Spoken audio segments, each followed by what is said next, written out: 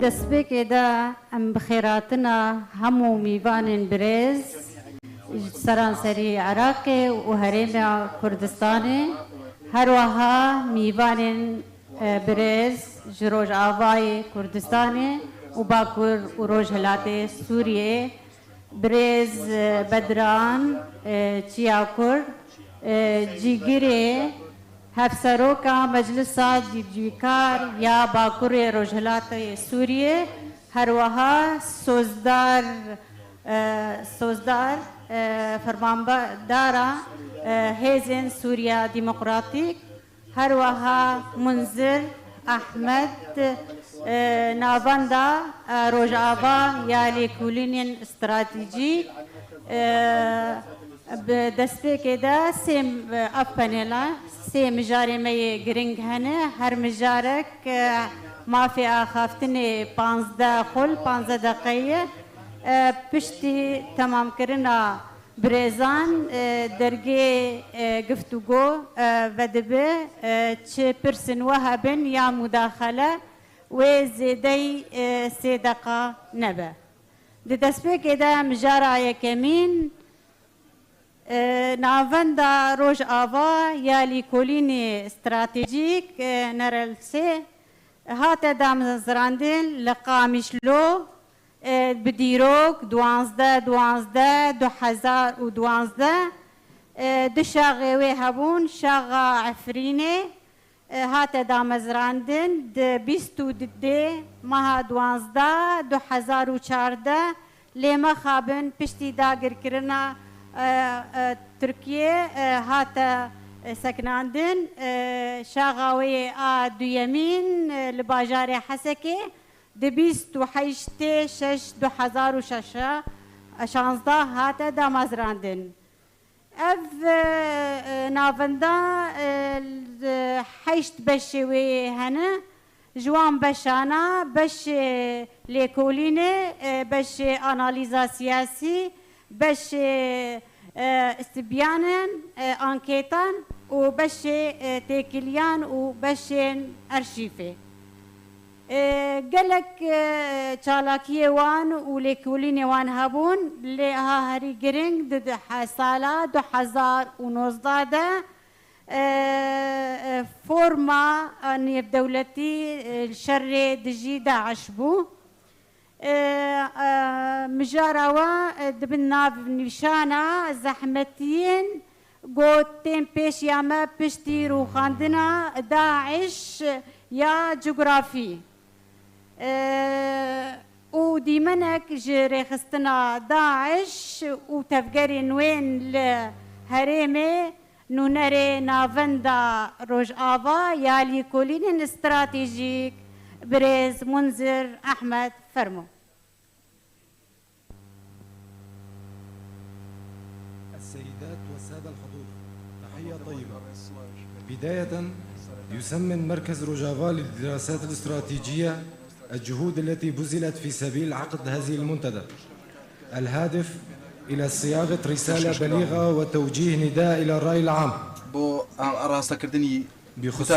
حقيقة الأوضاع التي تعيشها منطقتنا تابت بو روداواني كانوا شكمان بيداتي برا الساي التي تمارس على مجتمعاتنا الكردية والعربية أو سياستاني كبرانبرنا تو كمان بكرد وإزدي ومسيحي أنجامي دادات للرقي الرخراوي تيرورستيا كانوا الرخراوي ناوس شيئا كانوا كذا كيوتا برجا وندي تندو تيشيو رقص فارستي كنا كآرامينا وشكما دخات مترسيو التي تبذل جهود للحفاظ عليها في بعض مناطق سوريا وباراستني او ديمقراطية كهمانا العراق ولا لكل من رجالات سوريا المحلية العريقة ومبادئ حقوق الإنسان أعمال جكاني ما فكاني بروفو ياسم دولتي كان هروان ناون دكات جخد لسر جرينجي أم جورا كوربا دانا دكاتوا بون سيكت نوي أو ماوي لنيوان نخبي سياسي روشن بيران دهي دعوالكم لقاني دولتي دقات بو دابي كرني آسايشي ناوشي لبيناوي دەسەبەرکردنی ئارامی و ئاسایش بەپێی پرۆگرامی ئەم کۆڕبەندە التي أعقبت الانهزام الميداني ئەو للتنظيم سەختی و گرفتانە دەخێنە پێرچاو و ئەو ڕوبەڕووبوونەوانەی تواجه ربما الإدارة دبتوا. الذاتية مجموعة من الصعوبات في التعامل مع عناصر التنظيم المحتجزين في المراكز التي تدير. ئەویش تعاملکردن و هەڵسوکەوتکردنە لەگەڵ ئەو جیراوانەی داعش و خانەوادەکانیان کە لە زیندانەکاندا دەست بەسەر کراون بحسب إمكانياتها المتاحة وحمايتهم من عمليات وباراستن الانتقام من يعني قبل المتضررين لە منهم تۆڵەکردنەوە بالتوازي مع حماية العالم من شرورهم حيث تفضل محاكمتهم بشكل عادل في کە محاكم پێویستە كون قضية دادگایی مواجهة بکرێن الإرهاب أصبحت قضية عالمية. تیرۆر بۆتە لذا بابەتێکی كما جیهانی هنالك تحالف دولي لمحاربة الإرهاب تبرز حاجة ملحة هەر بۆیە لوجود تحالف پێکهێنانی لیژنەیەکی نێودەوڵەتی لە وڵاتانی جیهان بۆ ڕوبەڕوونەوەی ڕێکخراوە تیرۆریستیەکان و چارەسەرکردنیان کارێکی گرنگە.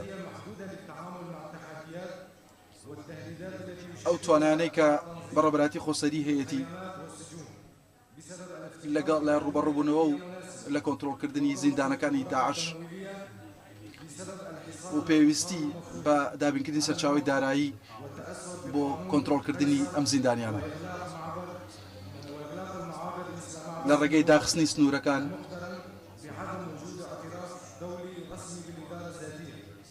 کە بە شێوەیەکی و ئەو بازگە سنووریانە کە دانیان پێدان ڕاوەشتا لە ڕێگەیەکی شترەوە بەشی زۆر لە ڕێکخراونە دەوڵەتیەکان وەکو ڕێکخراوی تەندروستی جیهانی و ڕێکخراوی خاچی سووری نێودەوڵەتی و پزیشکانی بێسنوور و ئەوانی دیکەش کە تەعاملێکی ڕاستەوخۆ بکەن لەم بابەتەدا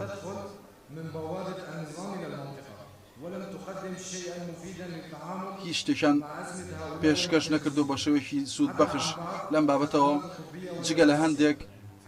پێشکەشکردنی هاوکاری تەندروستی و دارایی الرعاية الصحية والبنية التحتية والتعليم وخدمات المياه فێرکردن و خزمەتگوزارەکانی ئاو و تەندروستی ئەمانە کەمترن لە 50% ئەو پێویستانی کە بەڕێوەبەراتی خۆسەری پێویستێتی بالنسبة للمنظمات الدولية وەکو ڕێکخراونە دەوڵەتەکانیش مافیەکان و یاسایەکان فعلت تجاه محاكمة عناصر هیچ کاردانەوەیشان نەبوو بۆ بەرامبەر ئەم ڕێکخراوە تەرۆریستیە و پاراستنی هەوڵاتیان لە بەترسیان وە گواستنەوەیان بۆ ناوەندەکانی دەست بەسەرکردن و زیندانی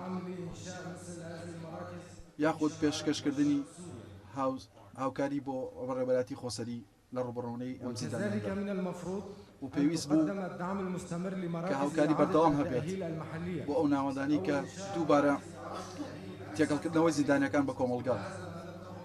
کە ئەم کار ئەنجام نەدراوە لەسەر زەمینەی واقع ئەم کاران ئەنجام نەدراوە بەڕێبەراتی خۆسەری ڕوبەڕووی مەترسی و لە دەستدانی چەندین سەرچاوی مرۆیی و نامرۆیی دەبێتەوە بەهۆی ئەو فشارە سەربازی کە لەسەرەتی لە ڕێگەی هەرێکە لە وڵاتانی تورکیا و دەوڵەتی ناوەندی سووریا بۆ لە ناوبردننی کورد و کەمینەکان و سیاسەتەکانیان بە شێوەیەکی ڕوون دیارە بۆ ڕادۆنانی کورد و پێکهێنانی ئۆردوگا و بۆ بەتورکردنی هاوڵاتیانی کورد و ئەو هەوڵانیان کە بۆ دووبارە کۆنتڕۆڵکردنی ناوچە کوردستانیەکان ئەویش ئەم کارەیە کە کارێکیەوە کردە ناوچە لۆکاڵەکان دەسەڵاتە لۆکاڵەکان لە بەرەنگاربوونەوەی ئەم باتەدا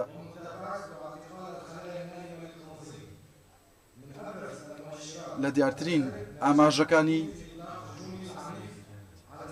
ئەم دیاردەیە بریتیە لە بەدەستێنانەوەی دەسەڵات لەلایەن ڕێکخراوی تەرۆریستی داعش بۆ کۆنتڕۆڵکردنەوەی هەندێک لەو ناوچانە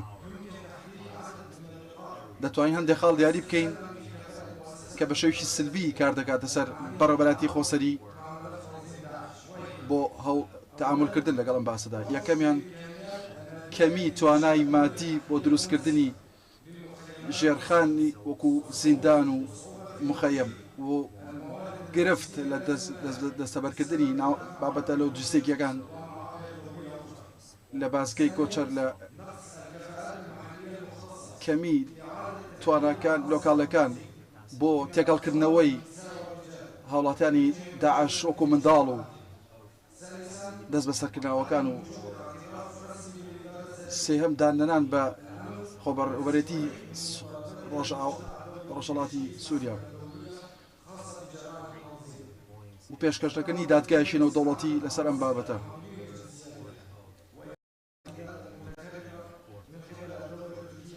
وەستاندنی دوژمنکاریەکانی وڵاتی تورکیا لە بەڕێوەبەراتی خۆسەری ڕۆژاوا، دانانی ڕسمی بە خۆبەڕێوەبەرەتی ڕۆژاوا یەکێکە لەو خاڵە گرنگانە و پێشکەشکردنی ڕاوێژکاری و هاوکاریکردنی کۆمپانیەکان بۆ ئەنجامدانی وەبەرهێنان و ناوچانەدا کە دەبێتەوەی نەمانی کێشەی ئابووری و گرفتی ئابووری بۆ زۆرێک لە وڵاتیانی ناوچەکە.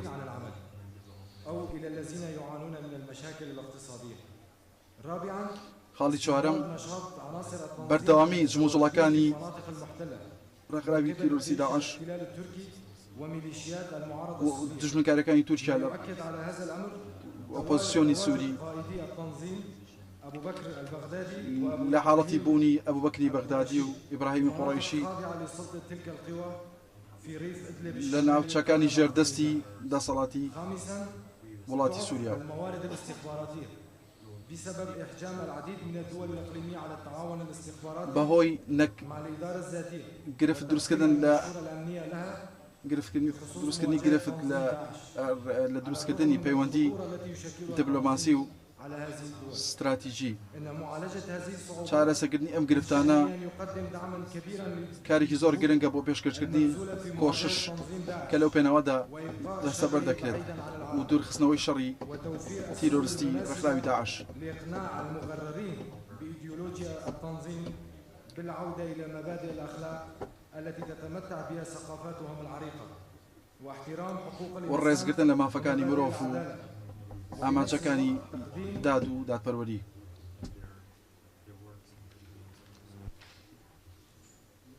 خدمة جليلة وعرفانا للمجتمعات المحلية خزمەتێکی گەورەیە و على الأرض نيابة عن العالم لە ڕێگەی ئەو کەسانی کە دژاتی ڕێکخراوی تیرۆریستی داعشەکەن من الأفكار الهدامة المتطرفة و پاراستنی هاوڵاتیان و وڵاتانمان لە بیر و فکرە تیرۆریستیەکان. مع تمنياتنا لكم بالتوفيق. هیوای سەرکەوتنتان بۆ دەخوازی. سپاس ji bo nûnerê navenda Rojava ya lêkolînê stratejîk zor spas birêz Ehmed. Mijara duyemîn her kes dibêje her zindiyek her merovek dane bikene û bigirî lê kes û hergîz kesek wek yek bejê nikane ji kevçîka dilê xwe bikene û bigirî. Mijara diyemîn Hêza Sûriya Demokratîk ya goberemberî cîhanê li dijî terora Daeş şer kir hate damezrandin di dehê meha deha de 2015. Ev hêza hêzeke niştîmanî yekgirt û ji bo hemî Sûriyan dibin sîtava wê de Kurd, Arab û Siryan û hemû pêk hatiye. Di dîroka 18 meha deha de 2017 hêza Sûriya Demokratîk karî bû paytexta dewleta reş ya İslamî Daeş li Reqqayê birûxanda di şerekî dijwar çar meha berdewam kir. Di dîroka 23 meha sisê 2019 de û piştî berxwedanek û qurbaniyak herî mezin bêpar baghoz ket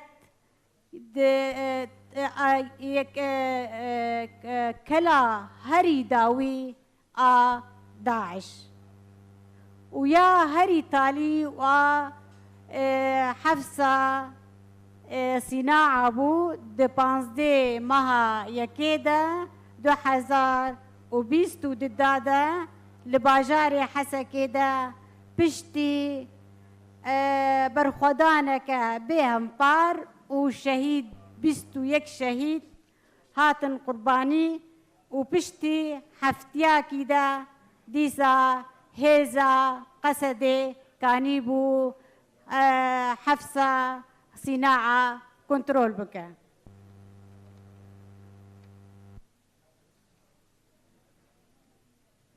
مجارة ما استراتيجية الشر لدجي تروري وبربرسياريتا هف بيمانا نيف دولتي بريز فرمان دارا هيزن سوريا ديمقراطيك سوزدار ديريكي بفرمو 15 خلق ترى gelek spas di serî de ji ber ku we me vexwend civînekî bi vî awayî wekî yek ji endama fermandariya giştiya Qesedê bi navê tevayî hevalên xwe fermandariyê û şervanên Qesedê ez we spas dikim û tevayî mêhvanan silav dikim. Me di 20 çila 2022 de şerekî pir dijwar li hember داعشê esîrên Daişê ku li hepsa Hesekê bûn dan meşandin 121 şehîd di vê êrişê de çêbûn di şexsê tevayî hevalên şehîd de em şehîdê şoreşa Rojava Bakur û Rojhilatê Sûrî tevayîya bibîrtînin ê ku ijmara wan pir ji mêj de 12,000 derbas kiriye nêzî 15,000 şehîdê me hene ji tevayî netewan û ji gelê Kurd jî gelê Ereb bi taybet ji Kurdistanê 4 parçeyên Kurdistanê şehîdên me hene û di vê hemla dawî de jî netewa demokratîk rengê xwe carek din diyar kir di şexsê van hevalên şehîd de em şehîdên ku li hemberî terorê ê ku çêbûne li tevayî welatan wan jî bibîrtînin birêzdarî hevalên hêja mijara me teror e stratêjiya şerê li hember terorê helbette ji bo ku mirov hember terorê şer bike pêwîstiya me danasînekî rast ji terorê re heye em terorê çawa binav dikin çawa nas dikin ji bo çê li hember wê şer dikin bi taybet ji 2012 ya heta roja me ya îro em jî wekî hêzên YPG, YPJ her wiha ji 2015 şûn de wekî Qesedê şerekî bêhempa didin meşandin lê me derxist zanebûnê ku teror tenê rengê xwe ku ber çavê me diyar dibe tenê ne ew e 5,000 jinên ku li Şengalê hatin dîlgirtin û her çi qas em bibêjin ji wana qismek hatibê rizgarkirin jî ji destê Daişê lê tişta ku li wê derê hate meşandin teror e mixabin me hê nekariye em tevayî keçên xwe yên Şengalî ji destên wan rizgar bikin lê pênaseyekî rast ji van êrîşan re heye ew teror e her wiha dagirkirina axa Efrînê Serêkaniyê Girê Spî û êrîşekî li ser gelê wê axê ê ku hatî kirin bi zorê bin destkirin talankirin ev ya teror e bê rizayê wî gelî zimanê wê çanda wê baweriyê wan tê tunekirin ev ya teror e qetilkirina jinên siyasetmedar yê wekî Hevrîn Xelef Hindê Saad û her wiha teşhîrkirina cenazeyên hevalên me yên YPG ev ya terorekî herî mezin e qetilkirina xwezayê qutkirina daran qutkirina avê li ser geleki bê ku heccetekî rast jê re hebe terorekî herî mezin e. Vekirina qebristanên zarokên gelê Efrînê û birûmeta wan leyîstandin teror e. Ango ez dikarim bibêjim pênasekirina terorê pir zêde ye û pêwîstiya me bi naskirina wê heye. Mixabin evan pêkhateyan tevayî li ser axa Rojava û Bakurê Rûşhilatê Sûrî tê pêkanîn. Lê mijara me ya esasî li vê derê terora Daişê ye û ev e bi salan e me li hemberî grûpên terorîst yê wekî Nusra, Ceyşül Hur, çeteyên dewleta Tirk û dewleta Tirk û her wiha ê ku jê re tê gotin Ceyşül Wetanî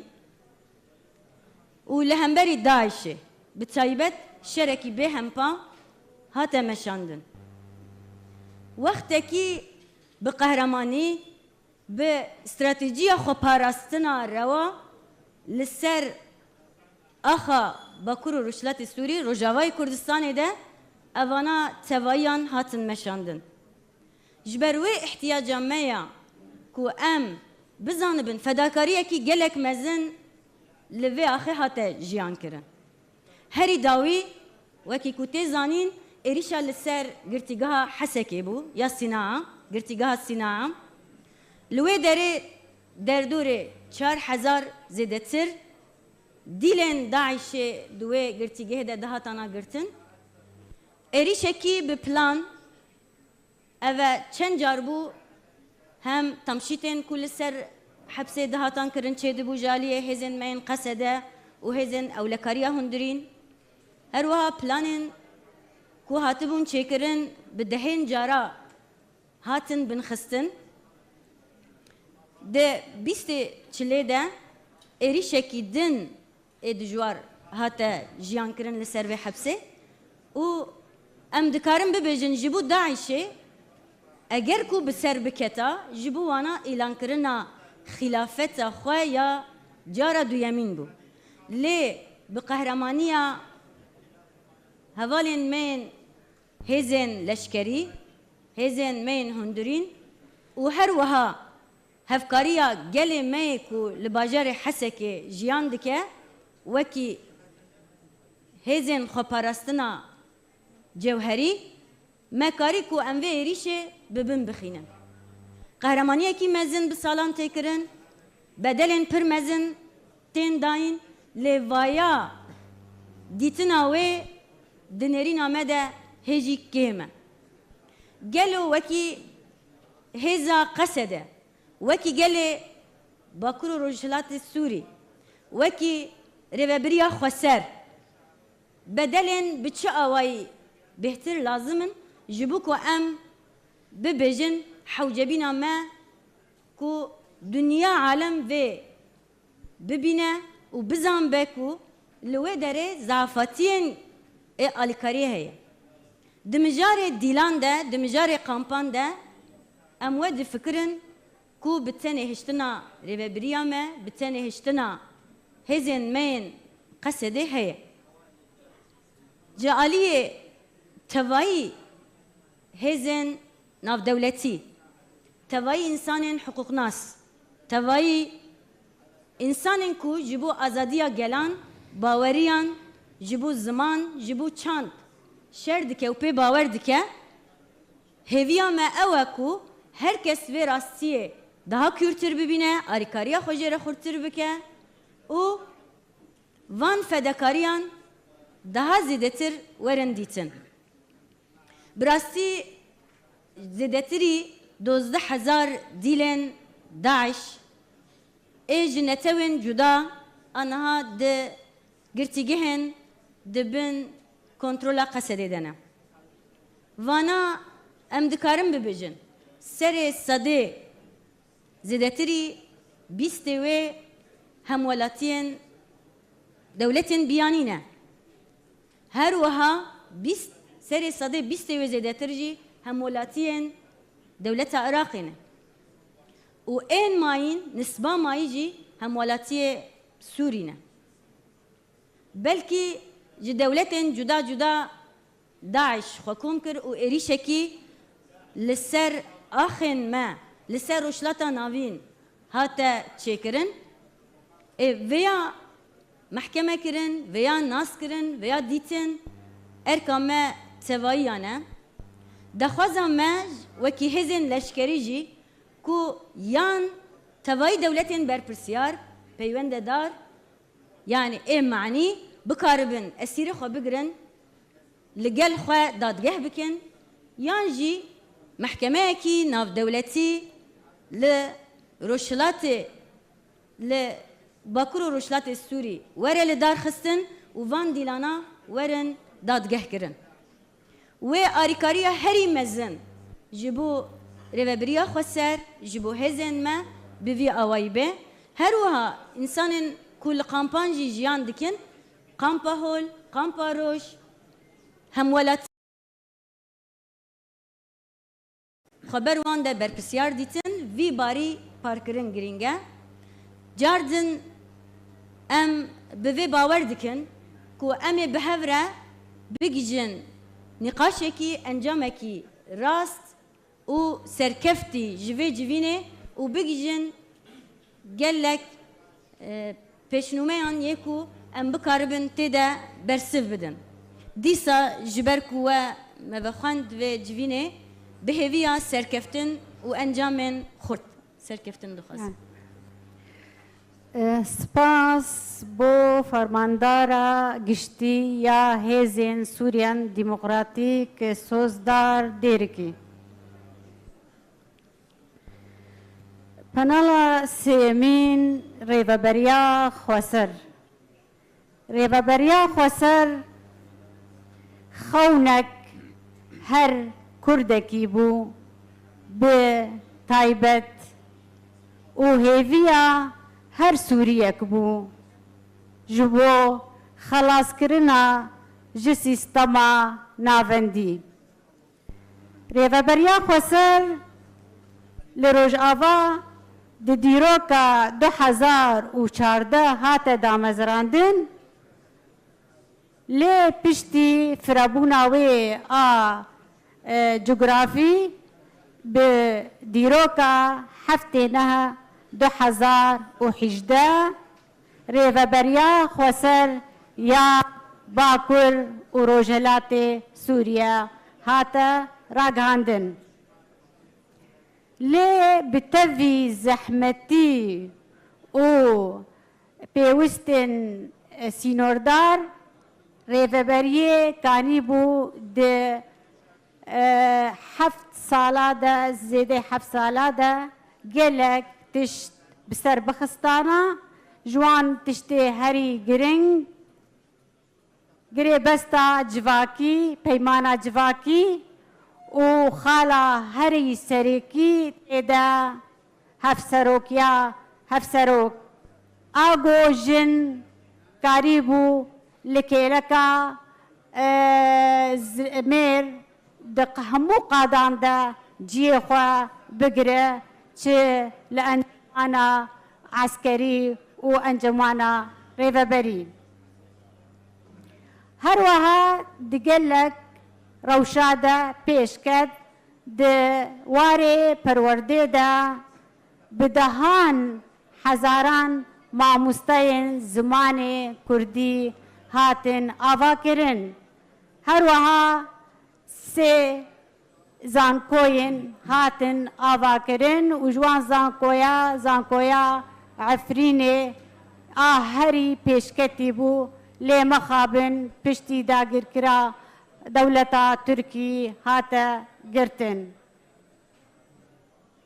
و لآلیا کی دی لآلیه تندرستی دا امکانیات میه ای آبوری ین تنگ جی دیسا مستشفاک دل و چاپ هاتا آمده کرن هروها دروشا دبلوماسی دا جی اکادمیه دبلوماسی هاتنا آبا کرن و نونرتیات جی 7 دولتات هاتن وکرن لێ بە هەموو تشتیرە هینا مەترسی و زەحمەتین لە پێش ڕێڤەبەریە هەنە یەک ژوێ ئێریشن دەولەتا ترک سەر مناطقê rêveberiya Xweser a duda metirsiya Daeş hîn heye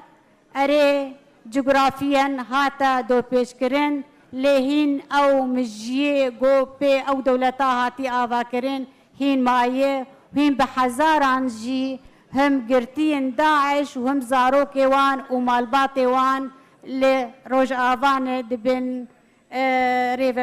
اشرافا رێڤەبەریya Xweserê و asîsiya dewleta sîstema Sûrî ew ne ciddî gokanî be guftûgoyên veke û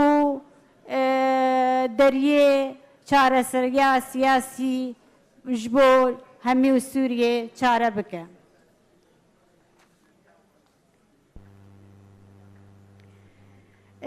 بابتا مسیا جیگری هفسروکا انجمانا جیبجیکار یا باکور و روجلات سوریه بن ناوی گرینگیا ناسکرنا یاسایی یا ریوبریا Xweser و روبروبونا تروری دا اورولا دورتا ترکیه د زندیبونا داعش جارك دين بريز بدران تيا كرد بفرمو سپاس دکم دست پیک بناب باکور وجلات سوریه روجاوا همو رزدارن حاضر ام سلاف دکن جاردی ام سپاسیا قومیتا آمده کار دکن و همو کسین که بون آلیکار کم جوینه که وها لدار خستن و جاردی ام ده شخص شهیدن برخودانا حسه که دا همو شهیدن تکوشین آزادی ام بیرتینن به مناسبتی راستی ام نقاشن وها گلک گرینگ دی بینن لسر داعش ترور چاوا بوه خطر و تهدید جبوی هرم ما و جبوی تبای جهانی وکه پرسگریکه که جهانی درد که به پیش دو وقتا که چارانوسا گلک یعنی به هزاران گرتین داعش جن و زاروک وان د کامپ و زندان ریوبری و قصد دانه چارانوسا وان ندیار ام نقاش که وها دکن ام نقاش گلک گرینگ که ممکنه ببه ریک در فتن چاره سری رونی بکه راستی تبلیکو کوالسیون نافدولتی لدیجی ترور چه بو لی تکوشینا لدیجی ترور ده همو اصلان دا نه هاته مشاندن تنه دا اصلا لشگری دا تکوشینا که هاته مشاندن بگومان تکوشینا لشگری لدیجی ترور به تناخوا تیره ناکه که بن کفتنه که ماینده یه ترور چه بکر جبركو ترور كهي بشكل فكري ايديولوجي چاندي لشكري خبر خستن كريه دبي كي تكوشينا لديجي ترور دحمو استاندان بمشاندن لشكري جي دناف دا چاندي دبي ابوري دبي سياسي دبي اولهي دبي دوی کی تکوشینه که کوهفته تمام بکه لدیجی ترور داعش بمشاندن لی اف چه نبو اف گلک لوازما جعالیه جواکا ناف دولتی و دسیری دا کوالسیون لدیجی ترور چه بوی اف لوازیا کوهی فرصت دا جاره که دیتر داعش خبر خستن بکه پشتی تکشونا خواهی مادی جغرافی میدانی 2019 لباغوزه جاردی هیچ کو داعش خبر خستن بکه خوا تنظیم بکه تبلی کو جباغوز حتی حسکه بسدان شانین رازای ین داعش اسیر هاتن کرتن یان به باندور بون اواجی جاره گدی هجمارا کود باغوز دا کتا دست هزن قصد هجمارا که پر مزنه زیدتی 12,000 داعشی جه 57 ولاتان نها لگل ما زندان دانه اوا وکه پروبلمه که گله که گرینگ و گله که مزن درد که به پیش کووینا گلک جارا مگود اف پروبلم نتنه یا ریوبریا خسر و قصده اف پروبلمه که جواکا ناف دولتیه یا کوالسیون ناف دولتیه دوی کی پشتوانی جبوی قصده و ریوبریا خسر بکن که اف پرسگری که گلک به پروبلم دوی چارەسەریە کە ماینده جێرە بێدیتن راستی رغمی که بانگوازی ریوبریا خسر 2019 25 آداره به بانگوازی که پر زلال و وکیلی جبوی جواک ناف دولتی گوتن که به مرا آلی کار بن یان که هر کس بلا یه خواه بگرینه یان جی و کسین سوجدار دوی بین محکمه کرن لی تو برسیف جبوی و بانگوازی ریوبریا خسر چه نبو و اوانات من وکه بارکی گران و مزن لسر ملی ریوبری و قصده و حیانها اوا جه مترسینه که پر مزنه حیانها تهدیده که پر مزن پیش دکبه دکامپا دا زندانه دا و تایبت دمی که آلوزی چید به دمی که شهر چید به لسر هریمن ما زیادتر اف هیزن جهادیست تروریست جوار روشا آلوز فایده دی بینن دما که دولت ترکیه ایرشی سرکانی و گری سپیکر هر وها او بن کفتنا لباغوز جبوی داعش جنوبا مورال و هیز کرد جه ایرشا دولت ترکیه جنوبا خواست خواه کومی هفته بکر اما دیار دبی که گلک جاران به ایرشین دولت ترکیه یکو راست سر عرض ایرشتی که یعنی یکو به درونان بالا فرن بیمروف ایرشتی که و دبی سدمه به آرامی و آلوزی دندری حرمی دا اویا گلک هیزو مرال ده ریخستنین تروریست جبوی بینا ام بفکارن کو جاردی اف آلوزین کود حرمی دا چه دبن لعراق لسوریه حیال اوکرانیا اف آلوزی کل جهان درد کبن پیش هری زیده جوی آلوزی در فتوار دگرن هیزا تروریست نایشه او دوا ظرف وها بوی شکل دا خواه تنظیم دکن خواه برای خستن دکن و جاردی دخوازن خواه بلا بکن کارن خواه تروری پیش بخینن راستی گلک جارا مگود که پیویست جواکا ناف دولتی خودی سیاست که زلال به خودی کنسیت که زلال به لتکوشینا دیجی تروری دا لمخابن حتی نهاد و درباره دا تزلالی پیش نکتیه جبوی به اهم وکر ریوبریا خسر امنا وکیلی جاردی ده بیجن جبوی کو ترور بشکل که ماینده ببین بکبه تایبت داعش دوی که هیزن کل پشتا داعش یکو داعش به هموش شیوازن خودی دکن دستک ددن او جی رژیم دولت ترکیه که ونا بسد جاران اثباتو دست مدا بلگانه دست مدا اثبات هنه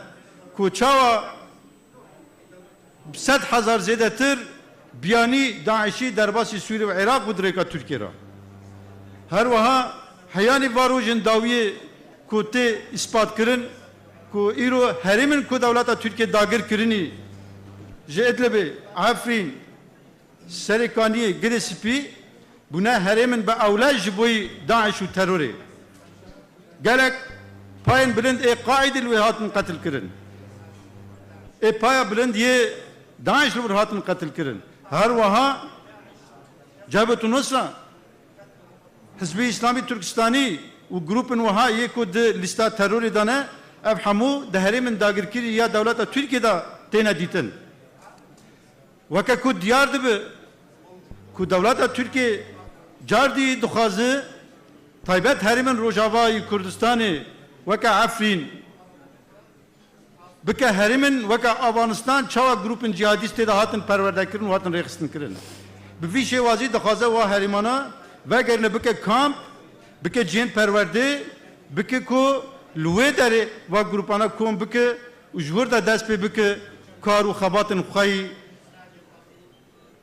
تروری پیش بخینه نتنه لسر روجاوا لسر عراق لسر هرم لسر تبای دنیای و خبات دخواز دولت ترکیه پیش بخینه جبوی بینا ایرو اگر دولت ترکیه بحثا هرمن با اولاد کرد سینور روجاوای کردستان دا آرمان جوان اوکو و هرمن اولا وکا هرمه کی کو جهادیست تدا کوم بکه اف گروپن اسلام سیاسی دوی دایر دا کوم بکه جبوی خواه بکه وکا سیپره کی کو خاپه بپاريزه بکه قاعده جوی دا دست پی بکه تکوشینا خالدی جی گلان دهندری هرمه دا پیش بخینه که حرکت زانه آرمانجا دولت ترکیه چیه دهندری هرمه دا آرمانجا دولت ترکیه و آرمانجا رخصتنا تروریست بو یک ده تکوشینا دجی گلمه دا که دولت ترکیه تماما اف رخصتنا تروریست وکه هزکی لدجی تکوشینا گلمه آزادی بکار آنی تماما خاص دست کفتن روجاوای کردستان تیک ببن به ارشا خایل سری کانی 2012 حیانی کوبانی و هر وها عفرین و همو هرمن دیتر اخسته نوا شرکی و ارشن پر دجوار با آرمانجا قرکرنه با آرمانجا تنکرنا هبونه گلمه دهندری هرمه دا دولت ترکیه هزن تروری بکار آنی جبوی بینا که ایرو گل کرد لروجاوا دبه لباشور دبه لباکور دبه لروجلا دبه گل کرد پیشنگتیا پروژه آزادی و دموکراسی دکه جبر ویجی دبه آرمانجا و هزن تروریست و هزن داگر کرد اویا پر زلاله و پر دیار کرده جبوی به جاردی یکو پیشنگتیا تکوشینا لدجی تروری کرد یه فدکاریه که مزن کرد گلی کرد بود لحمو آلیان تکوشینا که مزن و تایبت لباکور وجلاتی سوری به همو پیکاتین هنیوا تکوشینا که مزن لدجی تروری دا و دا آسته که پر بلندا ترور ببن خست جبوی به جواک ناف دولتی مروواهی دیندار گلی کرده دیندار قصد یپجه دوی که جواک ناف دولتی به ارک و برپرسیارتین خواه لدیجی روابیا خسر برانبر روابیا خسر برانبر قصد یپجه رابط چونکی که فداکاریا کوهاتی کرن تکوشینا کوهاتی کرن جبوی تبایی مروواهی بود اف راستیه که نه مبالغه ام نه مزن دکن که اگر پیلان کل حسه که چی بوی بسر بکتا جاردی دولت خلافه اسلامی وکا کجنو دهاتا آوا کرن اوه روشا استقرار ده جهان ده هرم دا حیا باشوری کردستان ببود شه یعنی هم حساب کن که اگر روجاوای کردستان دا داعش بوا یا دا جی اف گروپن بناوی ارتش آزاد یک وکا گروپن جهادیست اسلام سیاسی تی ناز کرن اگر اف گروپ ببونا جیران باشور کردستانه و رفشا و پیشاروجا باشور کردستانه ببود شه اوانا پرسن دوی کی و پرسانا ام جواب بگرن جبوی وینا ام دبیجن کی ایرو برپرسیارتیه که جهان هیا برپرسیارتیه که نتویه هیا یک کردستانی همو پارتین کردستانی برپرسیارتیه که هیزن عراقی برپرسیارتیه که هیزن سوری لهمبری اف هیزن کو تکوشینه که پر مزن لدیجی تروری دان اگر اف هیز نبا ایرو اولاد همو دست تروری دابونا تماما اف ترور و هبونا و گلان همو تیک ببرانا اف گل همو و ده قرقرن و جنوسایت را در باس بونا کویرو ام دبینن یکو لعافین تیکرن سرکانی گرسپی تیکرن تماما جنوسایت بدستی و پشگریا دولت ترکیه جوا گروپن جهادیست را لورا ایرو دبی جبو که ام ریل پیش کمکوزیا بگرن ریل پیش تنبونا هبونا خواب بگرن و جبو که ام ریل وکن پروژه می آزادی گل کرد و گلان و دموکراسی وکن جبو سرکفتنه دوی که ام هر کس دیجه خدا به ارکا خرابن ام جاردی جبوی وینا جبو که ام دریج نکن وکر ریوبیا خسر ام داخواز آخوا جواکا ناف دولتی و هر کسی پیوندیدار ام جاردی بانگوازی آخوا زلال بکن و درباره دا جبوی که ترور به شکل که ماینده ببن بکفه یک دوی کی پشگیریا قصده هیزن اولکاریه بخورتی بیکرن جالی کوالسیون ناف دولتی قصد هیزن اولکاریه به تن تیره ناکه حسابه که ارتشه کی جداعش گرتی ده زندان دایه دبی کی دالی تکنیکی دالی چک دالی سلاح دالی امکانو هبونه دا پشگیریا که زیدش بو قصد بیکرن دو دبی کی محکمه که عادل جبوی و کسین مجرم بینه چیکرن اف کسین کو گلمت کم کوجیرا در باز کرن جباشور حیا شنگاله حیانی گلک هریمن ل روجاوای کردستان با کورجلات سوریه دبی ابانا به جزا نفرتن و تجاری سربست جان نکن وینا یا پشگیری بدن روابیا خسر ده هریمن روابیا خسر ده محکمه که عادل به چیکرن یا نجی وگرین ولات خود بشکل که عادل محکمه بکن ام و وکیل آشکارش هر کسی را دبیجن جاردی نقبول کرن و نتعامل کرن لگر روابیا خسر بشکل که راست نقبول کرنا سیاسی یا روابیا خسر اوا فرصت که جبوی ترور جبوی داعش کووینا هینا زیدتر بکارتینه قابره خستن دکه çünkü dve derbare da rextina terörü u piştevanın terörü vaka Türkiye dibinin ki revebriya khoser dali siyasi da dali desturi dali kanuni da ne meşru'u ne hatiye pejrandın jiboy veji her havldı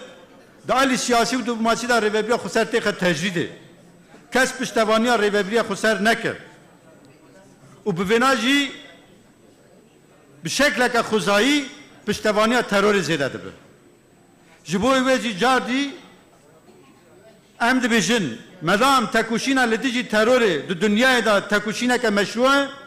هر کس هم فکر لدیجی ترور پیویسته کی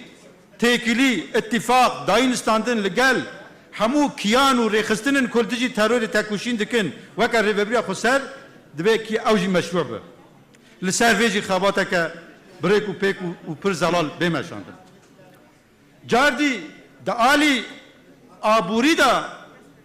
که پرسگری که جدی هیه درو جاوا با کروجلاتی سوری دا او دور پیچا که هیی جالی رژیما سوری جالی ترکیه چتن ویوا گریدای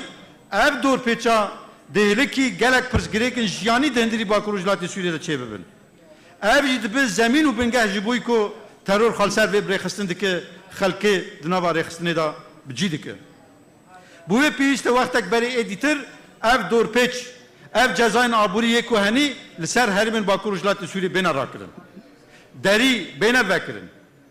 جبوی انسانی پشتوانی چه ببه جبوی آبوری پشتوانی چه ببه پروژن خدمت ایجیانی پیش بکن که ام بکنه بن راستی ده باکوروجلات سوریه دا نه بن که ترور خبر خستن بکه هر وقت بید عالی تندرستی عالی چاندی عالی پرورده دا دبی لوی داره پشتوانی چه ببه که ام بکنه بن زمینه که جبوی داعش دبر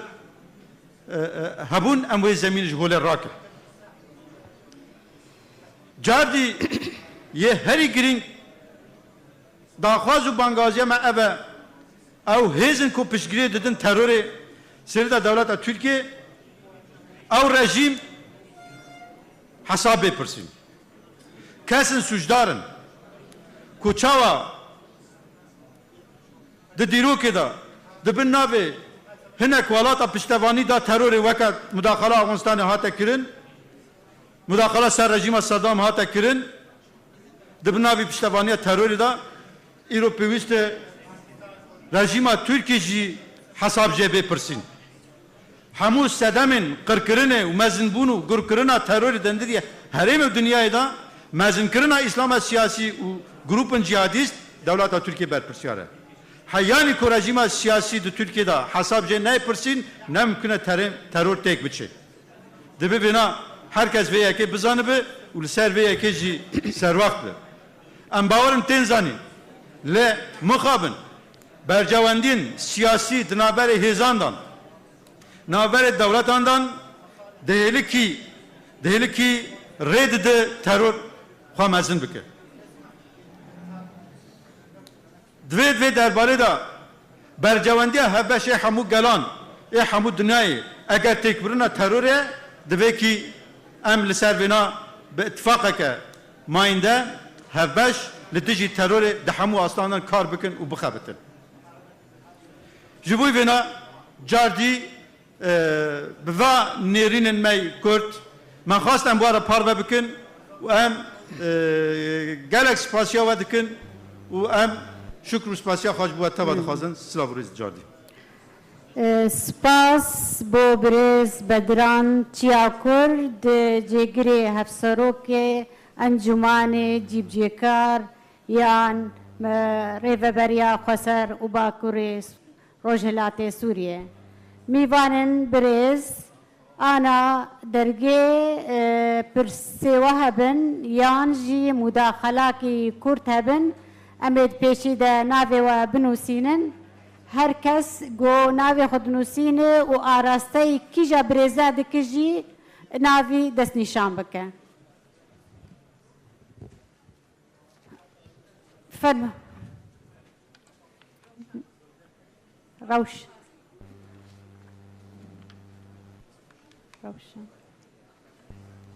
فاسم یک دقیقه تمام برز دكتور هجارة دكتور هجارة دكتور هجار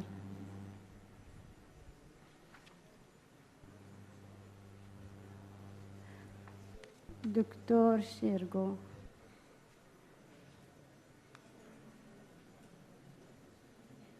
كنير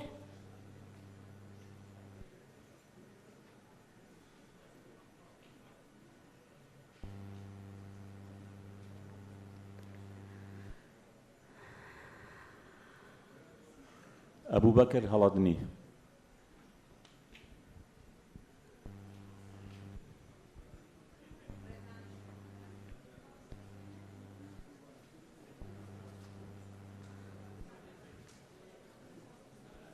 سارة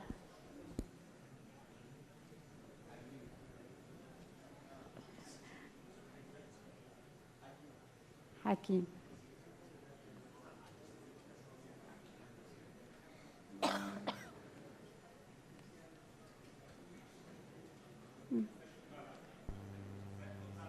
سركوت بابان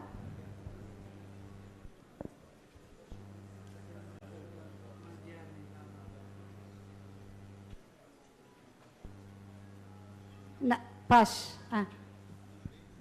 لا رجب كاكي رجب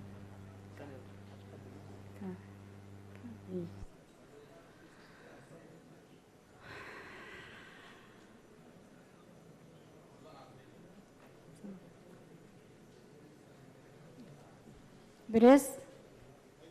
نانا برز نجات نجاد علي نجات ببورة نجات علي برز سعدي فيرا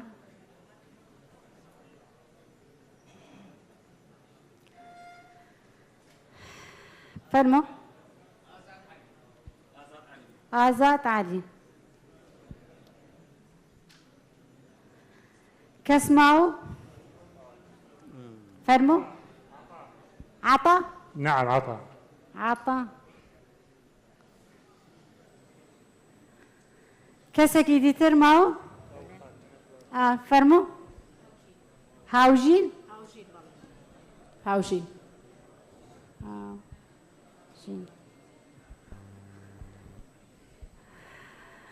كاسمعوا بريزان دباش امي دس بي بكن بس امج بريزان دخوازن زيدي 3 دقة نبه هاجر مداخلة بيا برسك به فرمو خاتون روشن قاسم بس ديار بكي برسيتا لوكية باش يعني بالبداية بشكر اللجنة التحضيرية اللي نظمت المنتدى المهم في ظرف حساس يستعيد فيه التنظيم الإرهابي تنظيم صفوفه خاصة بعد رخصنوي رخلا وكان تيرو سي داعش بتابع دوي كشني خليفة كان على معلوماتهم الكثيرون كانوا يعتقدون سوكاس برسيارة كان كالدواي كشني بغدادي خليفة بيشو داعش ولكن خلال العام الماضي شن التنظيم صالي رابردوها رخلاوي تروسي داعش زيادتر ل 1500 هيرشي كردا سرد سوريا وعراقش برسيارة كم أويا سي برسيارة مهي برسيارية كميان السيد بالمركز الدراسات أو برزيكا بربسي برز منصير برز منصير معلومات زانياري هبو للان برپرسیارانی رخراوی وڵاتان دەوڵەتەکان لەبارەی خانەکانی ڕێخستنەوەی تر و ڕێکخراوی تروسی داعش. بالنسبة لمناطق شمال وشرق سوريا سەبارەت بە ڕێکخراوەکانی باکوڕ ڕۆژهەڵاتی سووریا وەکو بەرپرسی لێکۆڵینەوەی خانەکانی يعني هناك خلال الايام الثلاثه نفس الرشا رابرتودا في تقارير تفيد بان رابورت هوال هبو يعني لديه الان مصدر تمويل سرچاوي دارایی گرنگی هەیە الشاحنات النفط وتقدر يعني ثروته اليوم بعشرات ملايين الدولارات فقط من العقوبات التي يفرضها على سائقي هذه الشاحنات خاصة بمناطق شمال شرق سوريا وأيضا كانت في تهديد للسكان بمناطق دير الزور وتفرض عليهم ضرائب وتطلب منهم سرانيان دخلت اليوم كيف تقدرون أمره شون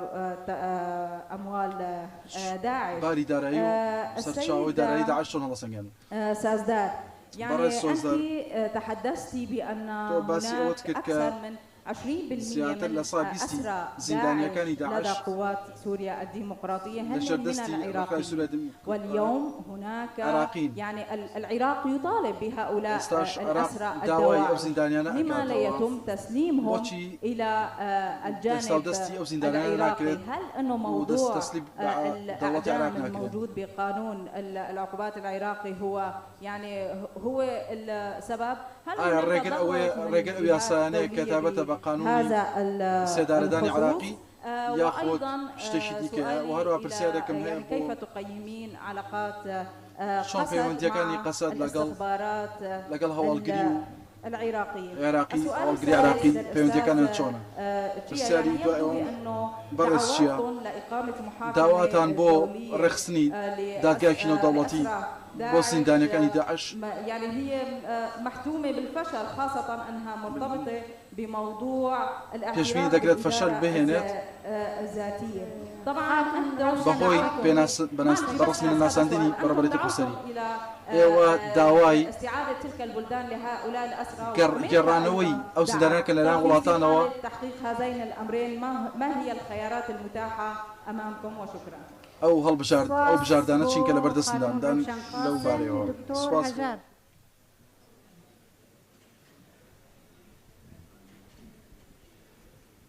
ئەم کاتتان باش. من تعقیبێکی بچکۆلە و دوو پرسیارم هەیە.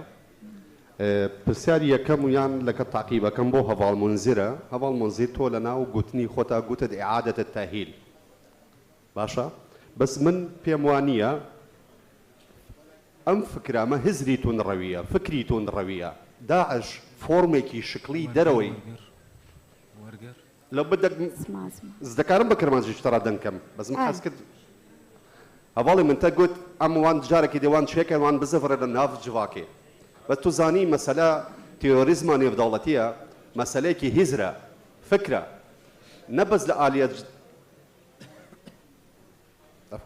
ئەو مەسەلەیەکی هزر و فکرە داعش یەک جوان فۆرمی شکلی شەڕی تیرۆریستیە ئەوان بەخۆیان هزرێکی نێودەوڵەتیە جارێکی لە فۆرمی داعش جارێکی لە فۆرمی سەلەفی جیهادی جارێکی دی لە فکری مەدخەلیل جارێکی دی لە هەر ئالێکی خۆن مایش دەکات تەوە چۆن دەکاری مرۆڤێکی باوەڕی بە خۆ پەقاندن هەبێت بکاربێت جارێکی دیوی بزەفرێنی باشە ئێمە یان ئێوە چیتان کریە ون چ کریە بۆ ڕوبەڕووبووریوان لە ئالیە چاندی و فکری نەبەس لە ئالی سەربازی و شەڕێدا ممکن لە ئالی سەربازی و شەڕێدا ون سەرکەوتن بەدەستخانیە بەس لە ڕوو لە ئالیە دی ڕوبەڕووبوونە ون چ کریە پرسیاری ترم بۆ هەواڵ بەدران هەواڵ تە گوت لازمەوان بێنە دادگاییکردن بەس من پرسیاریم بۆ تە دێ بە کام یاساوان بێنە دادگاییکردن ئایا خۆسەرەتی ڕۆژئاوا یاسایەکی وی هەیە دەکارێ بە یاسای خۆسەرەتیوان دادگاکە یان بە یاسا دەوڵەتی سووریا ئەو شەڕی تیرۆریست چێ بووە لە چوارچێوەی سووریادا لە حتانەها لە ئالی یاساییدا دەوڵەتە سووریایە باشە یان بە یاسای دادگای نێودەوڵەتی وسپاس زۆر سپاس بۆ دکتۆر هەژار دکتۆر شێرگۆ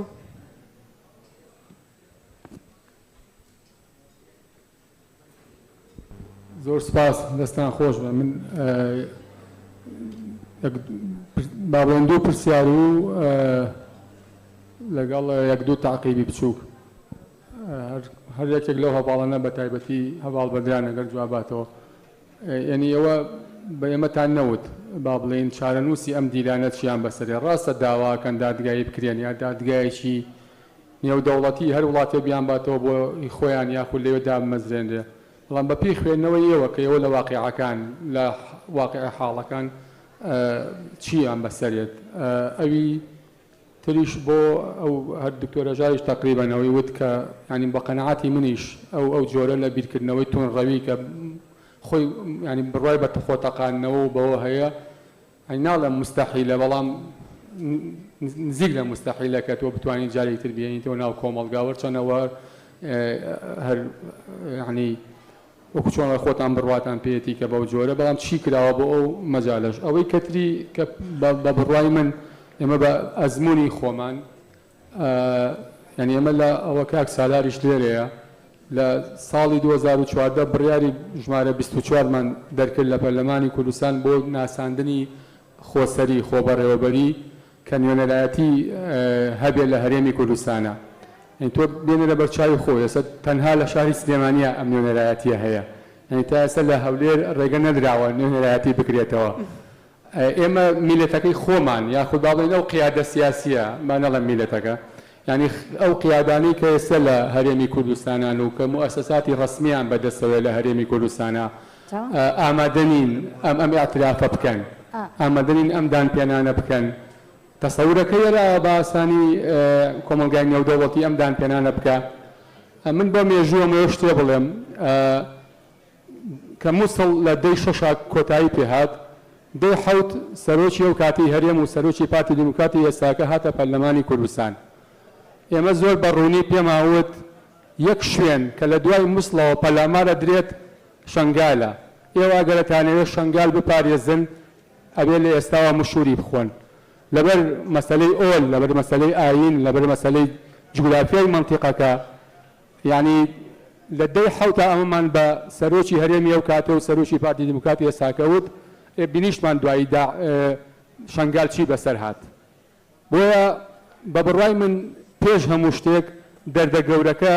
لەناو ئەو پارتە سیاسیانایە، لەناو ئەوانەیە کە بە حساب نوخبەن و قیادەی ئێستای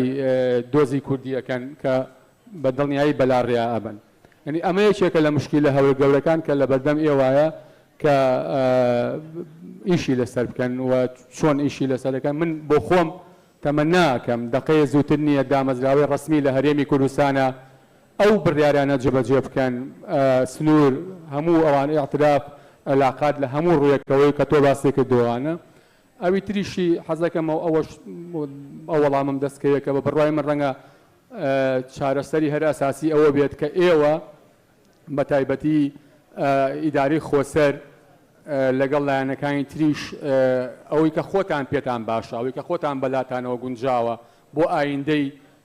باکووری سووریا و خوشکوبرایانمان لە ڕۆژئاوای کوردستان لە چوارچێوەی ئەو گۆڕانکاریە تازانەی کە لە سووریایەتە ئاراوە بە تایبەتی حەزەکەم ئەگەرەوەش بزانین ئەگەر بەلاتانەوە ئیمکانە وەڵامی بنەوە ئێستا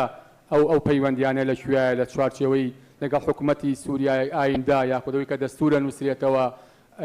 بە بڕوای من ئەو گرنتیە دەستوری و یاسایانە بۆ ئێوە زۆر زۆر گرنگە. ئومێدی سەرکەوتنتان بۆکەم دەستان خۆش بێ سەرکەوتوو بن. سپاس بۆ دکتۆر شێرگۆ خاتون کنێر.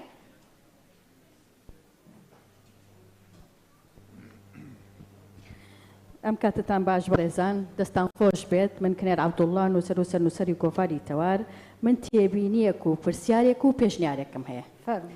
تێبینیەکە ئەوەیە کە بە بڕوای من ئەم مەسلەی لە واقعە ئەوەنەی هەڕەشە و مەترسیدارە بۆ گەلی کورد ئەوەندە کێشێکی نێودەوڵەتی نییە بە ئاماژەی ئەوەی بە بەڵگەی ئەوەی بێدەنگی وڵاتانی دنیا و زلهێز بە تایبەتی و وڵاتانەی کە 58 نوێنەرایەتی داعش لە ناو ئەو وڵاتانەیە هەیە، بە بەڵگەی ئەوەی هێرشەکانی داعش هەمیشە بۆ عێراق و سووریا و کورد و هەرێمی کوردستان بووە. ئەمانە بەڵگن کە خوێندنەوەیکی جیاوازی بۆ کرێ. بەڕێستان بە تایبەتی پرسیارەکەم لەوانەیە ئەمان بۆ خاتوو سۆزدار و کاک بەدران بێت. بەڕێستان باسی محکەمەیەکی تایبەتتان کرد یاخود محاکەمەکردنی ئەو داعشانە بۆ ئەو وڵاتانەی کە بوونیان هەیە وەکو داعش. باشە، ئەمە وەکو ئاستی ئەو وڵاتانە پرسیارەکەی من ئەوەیە چی کراوە، چه هەوڵێک دراوە لەگەڵ ئەو وڵاتانەیە کە بە تایبەتی داعش لەو 58 وڵاتە بوونی هەیە و هەوڵەکان چۆن بووە و ئایا چی کراوە. بە بڕوای من پێشنیارەکەی منیش ئەوەیە، بە بڕوای من ئەوەندەی ئەم مەسەلەیە چارەسەرەکە ئەبێ لە ڕووی یاساییەوە جەختی لێ بکرێتەوە، فشاری بۆ دروست بکرێ، ئەوەندە لە ڕووی سیاسیەوە چارەسەرەکە ئەستەمی هەیە.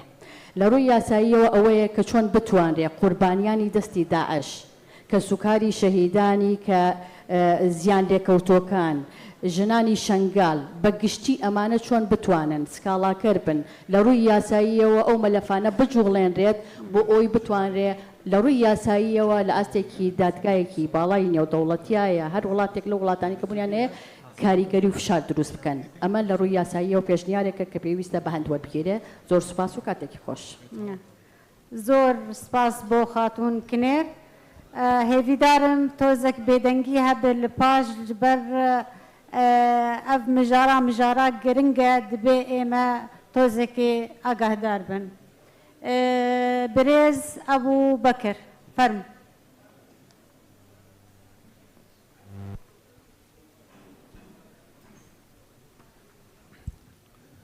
زۆر سپاس بۆ ناوەندی خۆسەری بەڕێوەبەرایەتی خۆر ئاوا بۆ ڕێخستنی ئەم کۆڕبەندە. وەک هەواڵ بەدران ئاماژەی پێدا تەنها لە ڕووی سەربازی و لەشکری داعش تێکشکاوە. داعش فکرە، ئایدۆلۆژیایەکی ڕەش و تاریکە، فکریش ئەبێ بە فکر وەڵام بدرێتەوانێ. بۆیە من پێم وایە ئیدارەی خۆسەری لەمەیە مقەسیر و کەمتەرخە من کە چیان کردووە لە ڕۆژ ئاوایە بۆ بەرپەرزدانەوەی داعش لە ڕووی فکریەوانێ کە زانایان بێنە سەرخەت و هەروەها ناوەندەکانی لێکۆڵینەوەی استراتیژی ناوەندی وەسەڵی میانەڕەوی هەموو ئەمانە کە تەنها بە ئێوە ناکرێت لەوانەیە لە زمانی ئێوە خەڵک تێتان نەگات. کاتی خۆی کە لە باشووری کوردستان مام جەلال یادی بەخێر قسەیەکی کرد لەسەر یەکگرتووی ئیسلامی وتی ئەمە ضرورە کە دروست بووە چونکە ئێوە توانن هەم لە ڕووی پێگەیاندنی تاکی کورد و هەم لە ڕووی وەڵامدانەوەی دەوڵەتە شۆڤیەکان بۆ ڕەوایەتی قەزای کوردی ڕۆڵی خۆتان ببینن. ئەمە خاڵی یەکەم. خاڵی دووەم بۆ خات و سۆزدار باسی ئەوەی کرد لە 160 دیلەکانی داعش خەڵکی سووریان لە 140 بیانین 20 بیانین و 20 عێراقین کەواتە ئێوە ئەتوانن بە قانونەکانی خۆتان لە ناو سووریایە کە جۆرێک لە دێگەیشتنیشتان هەیە لەگەڵ ڕژێمی سووریا ئەتوانن ئەمانە محاکەمەکەن. خاڵی سێهەم دروستکردنی محکەمەیەکی نێودەوڵەتیەکێکە لە ئەرکەکان کە ئێمە بێ بە هاوپەیمانێتی نێودەوڵەتی دژی داعش بڵین شەڕی داعش کۆتایی پێ نەهاتووە ئەبێ بەڵام دروستکردنی محکەمەیەکی تایبەت شێوەی ئەوەکانی بۆسنە و سربیا ئاسان نییە بۆ ئێمە کە قەوارە نین کە دەوڵەت نین بەڵام جوهودێکە ئەبێ بیخەینەگەر خاڵ ئەخیر خاڵیشم بۆ بەڕێز بەدران لە دەستەواژەکانیا چەندین جار ناوی ئیسلامی سیاسی هێنا. ئیسلامی سیاسی هەمویان وەک یەک نابێ ئێوە تەماشا بکەن ئەبێ جۆرێک کرانەوە ئینفتاحتان هەبێ. لە باشووری کوردستان ئێمە ئیسلامی سیاسی تونڕەومان هەبوو چەکەکانیان دانا و لە ناو پرۆسەی دیموکراتیا توانەوە لەبەرەوە ئەم تەحمیمە لەلایەن جەنابتانەوە بەڕاستی من بە هەڵێزان من خۆم ئیسلامێکی سیاسی کوردستانیم ئیسلامی سیاسیش مرۆڤە ئەبێ ئێوە ڕێگەی کاریان پێ بدەن بەڵام بە شێوەیەکی مەدەنیانە بۆیە ئەم جۆرە بیرکردنەوەی خزمەت ناکات ئەبێ ئێوە لە ناو مجتەمەعی دیموکراتیا ئیسلامی بتوێننەوانێ بۆ ئەوەی کە وەکو مرۆڤ وەکو هاونیشتیمانی بکەنەوە بەر ڕێگا دیموکراتیەکانیش ئەو مافەیان بدەن کە ممارەسەی کاری سیاسی خۆیان بکەن. زۆر سپاس. سپاس بۆ برێز ئەبووبەکر هێویدارم تۆزێک بێدەنگی بێ وێ باش بێ. برێز ڕێزان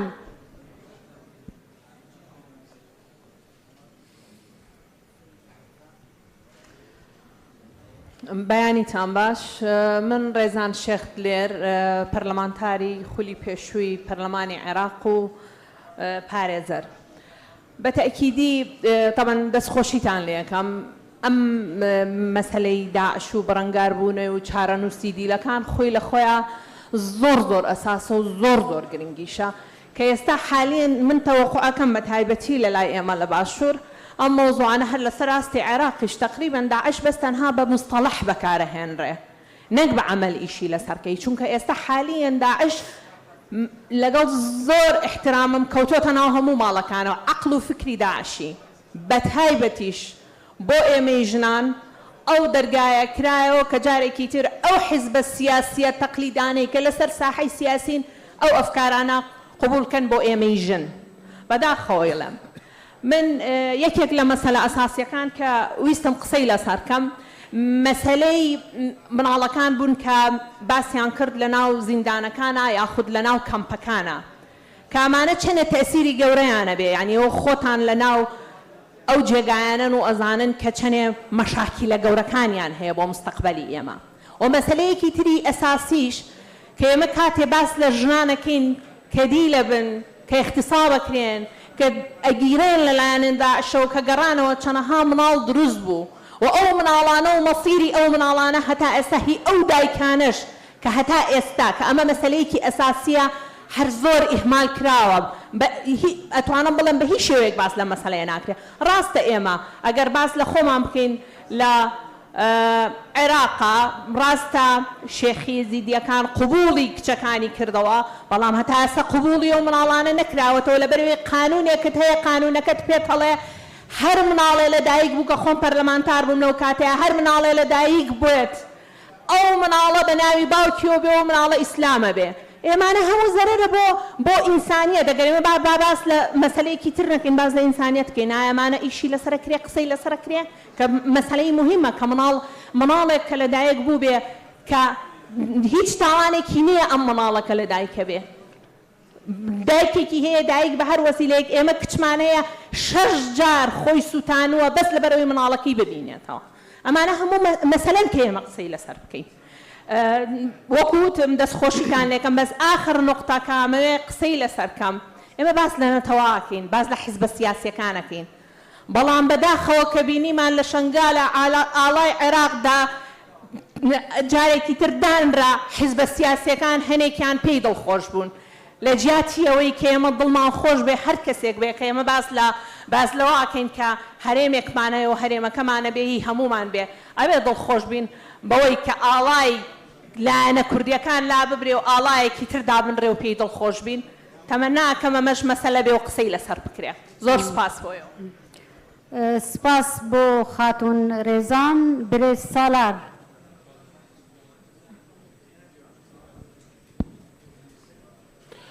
ڕۆژ باش سڵاوتان لێبێ بێگومان کە قسە لەسەر ڕۆژاوای کوردستانەکرێ لێرە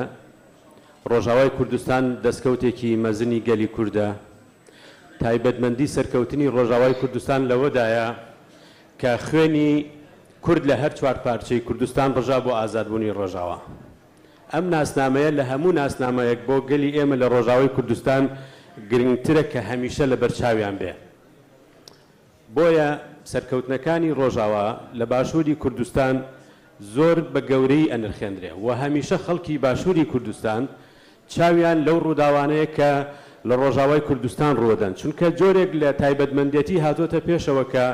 معادلەی نێودەوڵەتی ڕۆڵی زۆر گرنگە تێدایە بۆ نمونە تازەترینیان ئەم ڕووداوانەی لە ئۆکراین ڕوودەدەن ململانەی گەورەترە لە نێوان ئەمریکا رووسیا و ئەمریکا رووسیا دوو وڵاتن ڕاستەوخۆ لە ڕۆژاوای کوردستان و لە سووریا ڕۆڵ ئەگێڕن ئەگەر کاریگەری ڕووداوەکانی ئۆکراین لەسەر کورد هەبێت لە ڕۆژاوای کوردستان هەیە بۆیە ئێمە بە دیقەتەوە ئەڕوانینە سەرکەوتنەکان لە ڕۆژاوای کوردستان و سیاسەتی هەرێمی کوردستان تعبیر نییە لە سیاسەتی حزبێکی سیاسی تەنیا لە کوردستان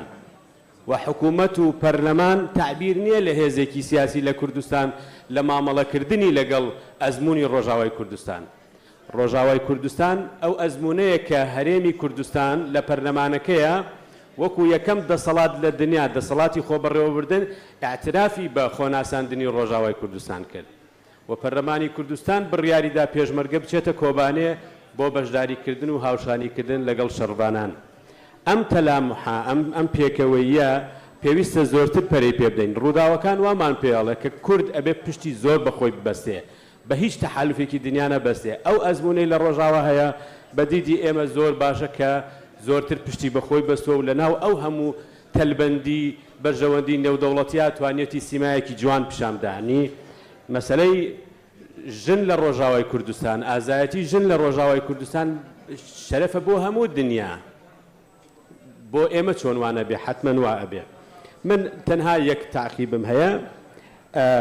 هەواڵ سۆزدار باسی ئەسیری کرد ئەسیری داعش بێگومان بە پێی قانونی دەولی بۆ نمونە قانونی ئیتیفاقی جنێڤی 48 بڕگە سێمی باس لەوەکە کە ئەسیر ئەو کەسەیە کە فرد بێ لە جێشێکی دەوڵەتێکی کە ئاعترافی پێکرا بێ یان منەظەمەیەکی چەکدار کە معایری دەولی تەطبیق بکە داعش هیچ یەکێک لەمانە نییە بۆیە ناتوانانی بە پێی ئەسیر تعاملیان لەگەڵا بکەی وەکو ئەوەی مامۆستا بەکر وتی دەتوانی بە پێی قانونی وەتەنی یان قانونی عقوباتی چ عێراقی بێت چ سووری بێ مامەڵەیان لەگەڵ بکرێ زۆر زۆر بەخێر بێن سەرکەوتوو بن بۆ ئەم چالاکیەتان سپاس بۆ برێز سالار برێز سعدی پیرە ڕۆژتان باش زۆر سپاس بۆ ئامادەکردنی ئەم کۆڕا و هیوادارم ئەنجامی زۆر باشی ببێ لە ڕاستیدا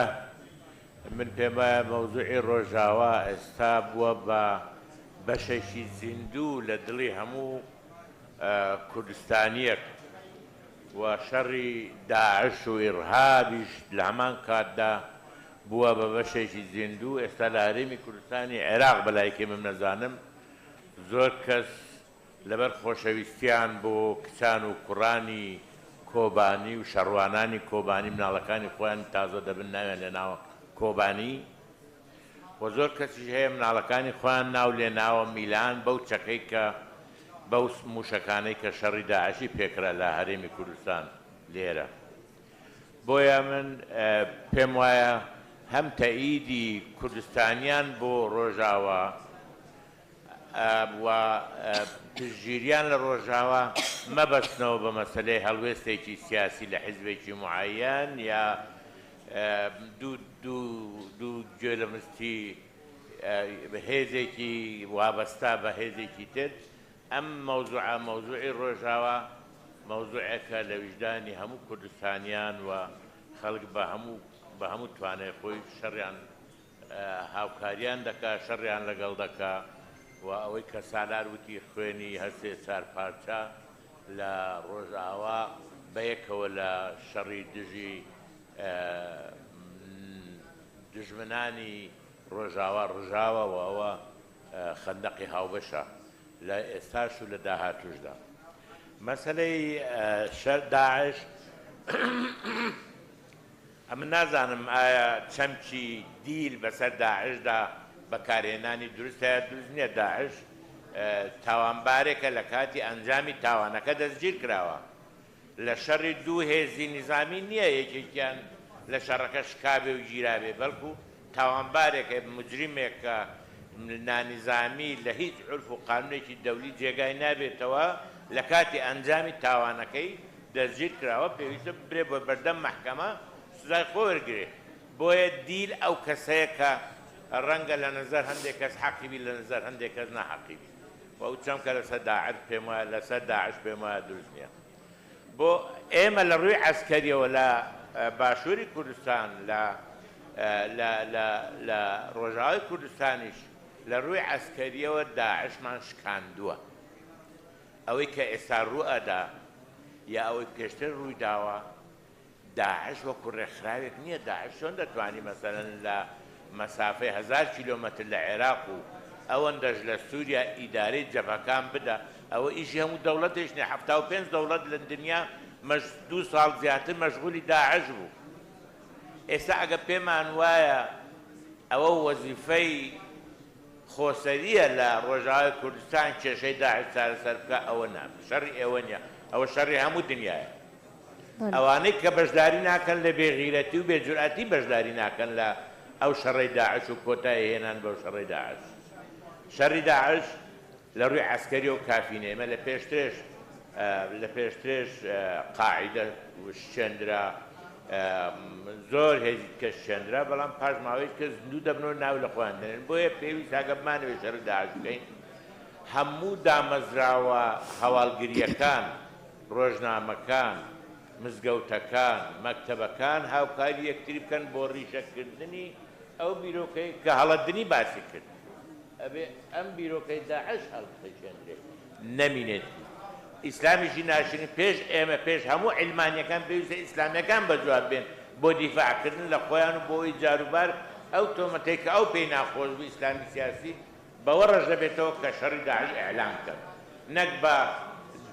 سەربازەکان بڵێن کوژرا و بەوان کرد برێن شەهید ئەوە نابێت بەو نەوع حەڵ نابێت من پێم وایە ئەوە لایەنێکی مەوزوعەکە لایەن کە ئەوەیە سەرچاوەی مادی کە ئیدارەی ئەم چالاکیانەی داعشی پێ دەکەی پێویستە وشک کرێت تەجفی بکرێت بڕیارێکی نێونەتەوەی هەیە ئەنجومەنی ئاسایشی نێودەوڵەتی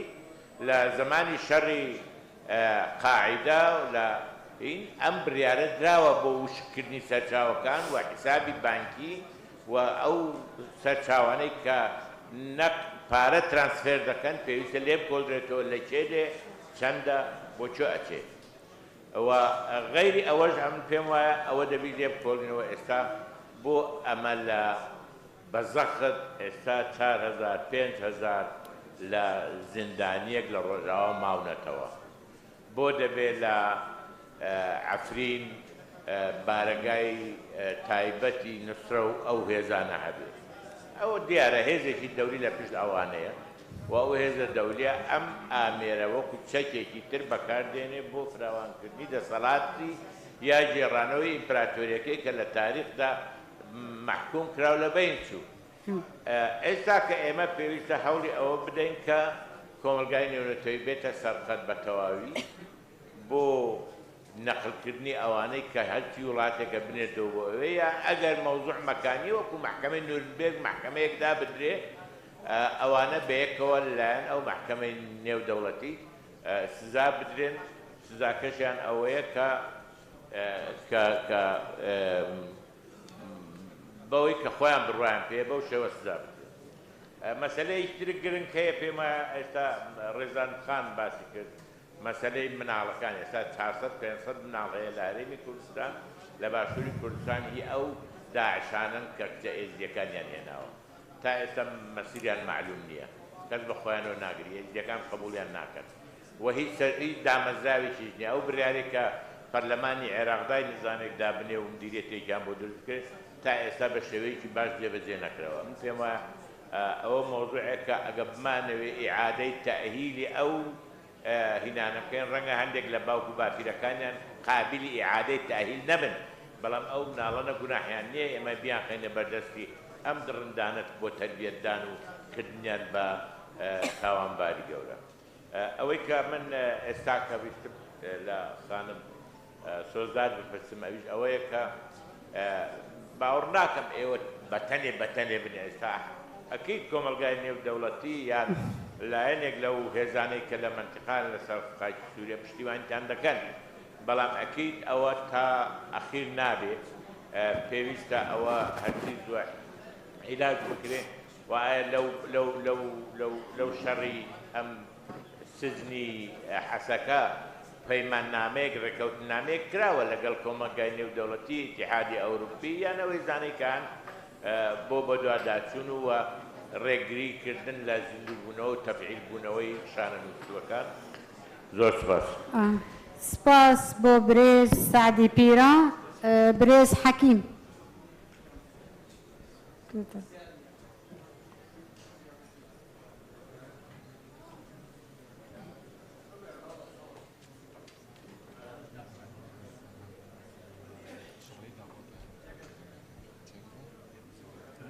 بريس حكيم نعم تو باش بريز سركوت بابان فرم.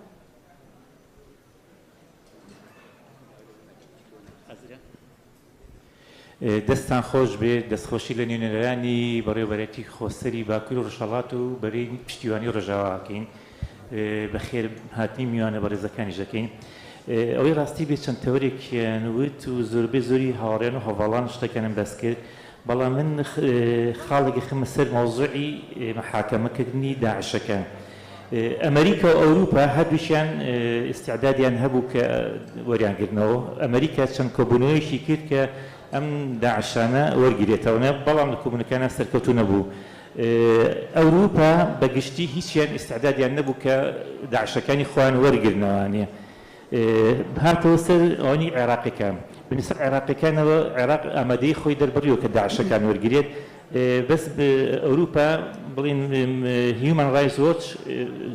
شەرتێکی هەیە کە یەکەمیان نابێت ئیعدام بکرێت قانونی ئیعدام لا ببرێت دووەمینیان محاکەمەیەکی عادل بێت. عێراق ڕازی بوو بەمە بەڵام بە شەرتێ هەچ قەرارێکی دەرکرد ئەوروپا خۆڵی لێ نەکرد ینی ڕازی بێ بەوە بۆ محاکەمەکەش عادل بێت و قەرارەکەی بێت. یەک خاڵێتە پێشەوە ئایا بۆچی لە ڕۆژ ئاوا ناتوانێت قەرارێ دەرکرێت ئەم داعشانە بڵێن لە سێدارە بەدرێن چکە ئەمانە تەصفیە بکرێن چکە ئەمانە جارێشتر بەربرێنەوە هەر هەمان شت دووبارەکەنەوە بۆ چکە تازە مێشکیان وا بەرمەجە کراوە. ئەمە خاڵیشتر هەیە بەنسبەت خێزانەکانەوەنێ ئەم مناڵانە پێڵن ئەلئەطفال والئەشبال ئەم مناڵانە لە داعشەکان دایکبوون لە پەروەردەیەنەوە تا گەورە بن فکرێکی داعشیان هەیە لەبەرەوە مەحاڵ ئەمانە چارەسەرکردن یعنی پێویستە ئەوروپا و چ عێراقیش بێت ئەم مناڵانە وەرگێتەوانێ نیان خاتە بابی محکەمە و حکومدانیانەوە چکە ئەم مناڵانە ئەتوانن چارەسەر کرێت ینی بە ڕێگەی پەروەردەیی و بە ڕێگەی ئاسانتری باشتر ئەتوانن مناڵەکان بەرەو مرۆڤایەتی برن و بگەڕێنەوە بۆ ناو خێزانەکانیان چونکە ئەم مناڵانە ئەم ئەژبالانە بڵن هەرزەکارانە ئەتوانرێت شاکردو بە سۆزی عاتیفەی خێزانەکانیان بە سۆزی کۆمەڵایەتی ئەتوانری ئەمانە جارێکتر داخلی کۆمەڵگە بکرێنەوەنێ بەنسبەت ئەو مناڵانەی کە ڕێزانخان وتی ئەبێت چارەسەری کراوە ڕێکخراوەکان ئیقتەراحیشان کردووە بۆی ئەم مناڵانە پیان نەوتی لە لەقیتە یعنی بڵێن کەس نازانێ چیە بێنرێ بە ناوی دایشیانەوە ناو بنرێن مەسەرەن فڵانی لە دایشەوە مەسەرەن جاری بڵێن فڵانی کوڕی فڵان باوشی ناوی دەجاری ناوی باشی بێ بە ناوی دایشەوە بنرێ بۆ ئێوە مناڵانە ون بنە ناو کۆمەڵگە بەنسبەت ئەمیتریانەوە بەڵێ بنسبت خاڵیش ترمانەوە هەیە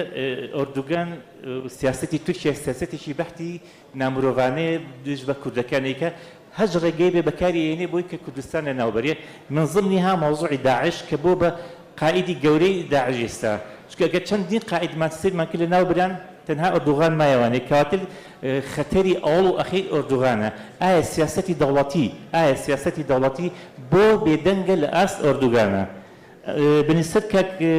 هەڵەدنیەوانی حرمەتان بۆ هەیە کاگە بوو بەکرد ڕاستی ئیسلامی سیاسی کرد لە کوردستان ئیسلامی سیاسی دەبێ و فەرمی نەماوە بەڵام ئیسلامی سیاسی زۆر کەس هەیە ئێستا لە بەنووسوی لە ناو کوردستانە بەکارهێنرێ و فکری تەتەڕۆفی دینی بەکارهێنن ئێمە هەمومان ئیسلامین و لەسەر ڕێڕەوی ئیسلامی ڕێن و هینەکانمان بەدڵە خاڵیش ترمان هەیە ئایا ڕۆژئاوا لەم مەرحەلەیە وەکو سیژنێک بەکارهێنرێت ئایا ئەو کەسە پیرۆزانی کە دیفاع لە ڕۆژئاواکەن ئێستا ئیشوکاریان ببێ بەوەی بەس ئەگەداری داعشەکان کەن چکە ئێمە لە ڕۆژئاوا هەدەفی زۆر پیرۆسترمان هەیە بۆ قەزەکە ناکەن بەرزووتری بیکەن بە قەزەیەکی دەولی و محکەمەیەکی دەولی ئەم سیژنانە بە هەژ ڕێگەیەک بێ بگەڕێنە بە شووری خۆیان بۆی قەزەی کوردی نەبێ بە قەزەیەکی داعشی و تەواو دوای ئەوە پشتمان تێ بکەن ئێمە ئەبێ لە گەورەترین خاڵە خۆمان ببینینەوە ئەوەیە کە حەقی تەقریری مەسری کوردمان دەستکەوێت زۆر سپاس دەستان خۆش بێ سپاس بۆ برێ سەرکەوت بابان بێ زەحمەت ڕەجاءن بێدەنگی تۆزەکی کاتی میوانەکان قسە دەکرد بێدەنگی بێوەی باش بە برێز ڕەجەب کاکایی دەستان خۆش بێ بۆ ڕێخستنی ئەم دیدارە سەرەتا باسی بەرەنگاربوونەوەی داعش و چارەنووسی نازانین بڵێن دەست بە سەرکراوەکانیان چەکدارە گیراوەکانیان دیلەکانیان چکە هیچ مەعایرێک نازانین چۆنەوە مەعایرانە دادرێ و چارەسەرکردنی بەرەنگاربوونەوەی تیرۆریزمی داعش تەنیا بە ڕاونان و زیندانیکردن نابێت بەڵکو دەبێت بە پلانێکی فرەلایەن بۆی دابڕێژێت لە بوارەکانی پەروەردە و فەرهەنگ و داڕشتنەوەی یاسای تایبەت بە بیری تونداژۆ چکە زیندانیکردن و ڕاونان درێژە بە تەمەنی داعش ئەدا و داعشیش دەکا تەمەنیان درێژەکات بۆی کە ئەم بیرۆکە لە ناو خێزانەکان و وەچەکانیانەوە بمێنێتەوە ئیتر بیری تۆڵەکردنەوە